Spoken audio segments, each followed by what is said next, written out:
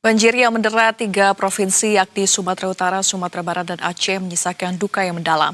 Bencana banjir dan longsor yang menimpa Aceh, Sumatera Utara, dan Sumatera Barat diperkirakan akan menjadi salah satu bencana dengan nilai kerugian terbesar di Indonesia.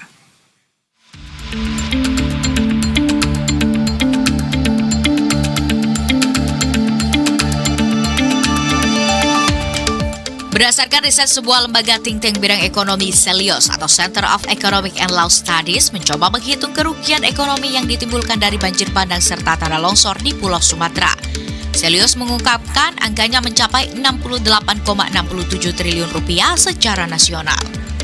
Berdasarkan hasil pemodelan yang dilakukan Celios dengan menggunakan data per 30 November 2025, kerugian fantastis mencapai 68,67 triliun rupiah tersebut.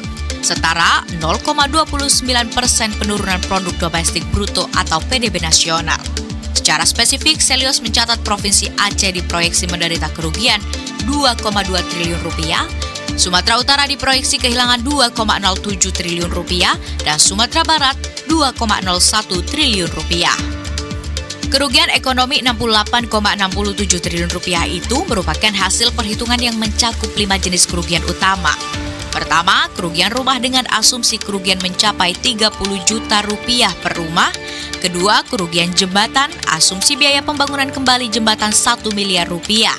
Ketiga, kerugian pendapatan keluarga dihitung berdasarkan pendapatan rata-rata harian yang hilang selama 20 hari kerja. Keempat, kerugian lahan sawah diperkirakan kehilangan 6.500 per kilogram dengan asumsi 7 ton hasil per hektar. Kelima, biaya perbaikan jalan asumsi mencapai 100 juta rupiah per 1.000 meter.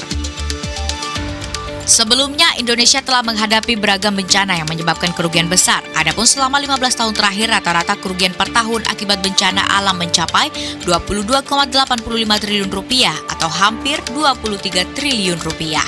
Bencana penyumbang kerugian secara finansial yang sudah terhitung terbesar adalah gempa bumi, tsunami, letusan gunung api, kebakaran, dan banjir.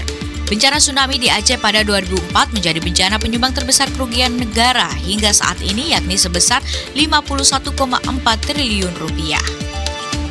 Potensi risiko fiskal yang bersumber dari bencana alam adalah kerugian finansial yang diakibatkan bencana alam melebihi anggaran bencana yang sudah dialokasikan di APBN.